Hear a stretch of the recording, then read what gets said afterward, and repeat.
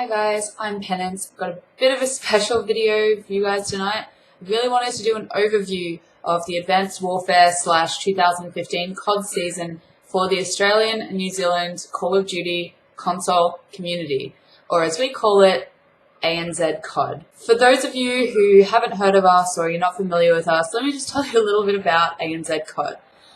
Despite being much smaller than our European and North American counterparts, we still endure the same level of drama, the same upsets and roster mania and all that sort of stuff, on a daily / weekly basis.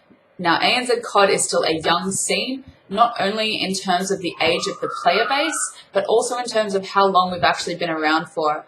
We're still, like a lot of esports communities worldwide, we have kind of been left to do things ourselves, and we're still trying to figure it out. With all that said, I love ANZCoD. You are my family and my home. So hopefully none of y'all take offense at anything I've said here tonight. If so, sorry. I also have been keeping a spreadsheet over the course of the year about all the different team changes and the different events. You can find the link to it down in the description below, so check it out.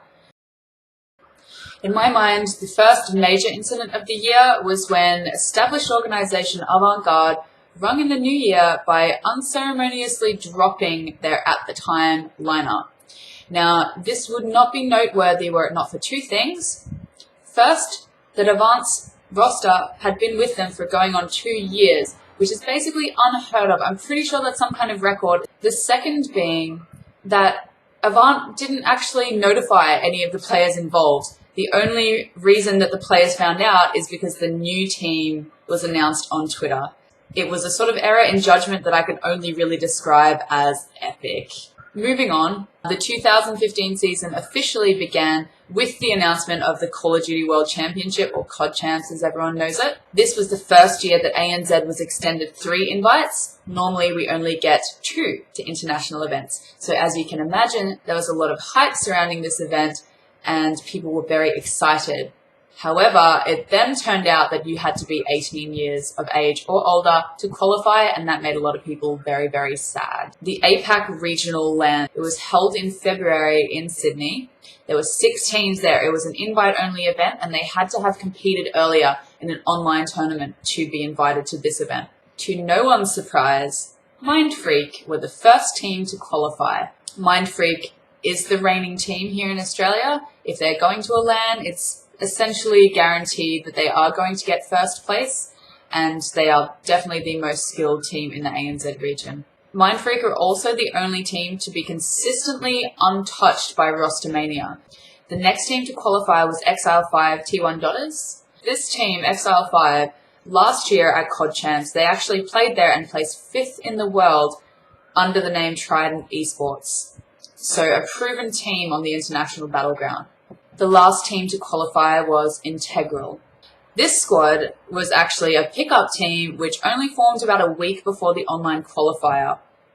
Funnily enough, Integral's 4th player Vilesider was actually the captain of the previous Avant squad that got dropped earlier in the year publicly and unceremoniously on Twitter. The team that Avant then picked up, they placed tied for last at this event. The first open LAN event of the year was held by Doesplay. It was on the Gold Coast at the beginning of March.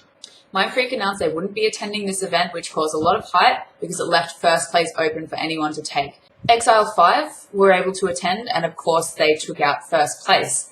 They actually didn't even lose a single map over the entire weekend, so that's a pretty mean feat if you ask me. The funny thing as well is that they weren't playing with their full lineup.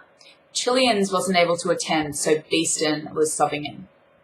Second place went to New Zealand team Mega, and third place went to the Faction. Now, the Faction was something of a dark horse at this event. They were able to actually eliminate Avant, a team full of veteran players, and they had a really aggressive playing style which saw them make it into the top 3. Unfortunately, they were struck by roster mania after the Gold Coast LAN and disbanded. COD Champs was the next event on everyone's radar, and this one was held towards the end of March. Integral were unlucky enough to find themselves in the pool of death at this event. Despite playing their best, this 2-month-old team ultimately did not have the polished teamwork and the well-practiced strategies of their opponents, and they weren't able to make it out of pool play. Integral disbanded immediately after COD champs, following rumours of discord within the team and allegations of stat whoring by one player at the $1 million COD champs tournament. Exile 5 didn't fare much better. Their bracket may not have been as intimidating as Integral's, but unfortunately Exile 5, despite playing their best, weren't able to qualify for the second day playoffs. This meant that all our hopes were now resting on Mindfreak, and true to form, Mindfreak delivered. They placed 6th in the world. They were the only non-North American team to place within the top 8, and they came home with $50,000 between them. The next Australian event was Brisbane, which is the traditional first stop in ACL's pro circuit. If you don't know who ACL is, they're kind of like the MLG of the ANZ region. Now, true to ANZ form, in the 8 weeks between Gold Coast and Brisbane, there were still many changes made to several of the teams' lineups.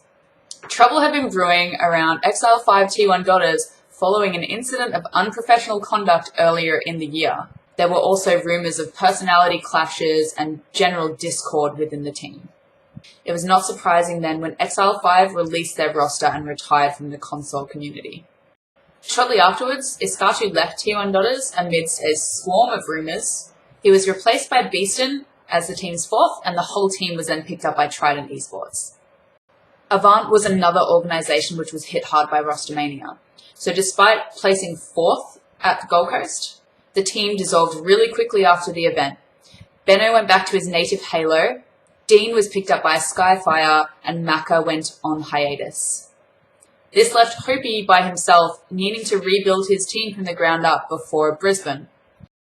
Hopi and Iskatu joined forces, and the unlikely duo were joined by Wolfie and Hysteria.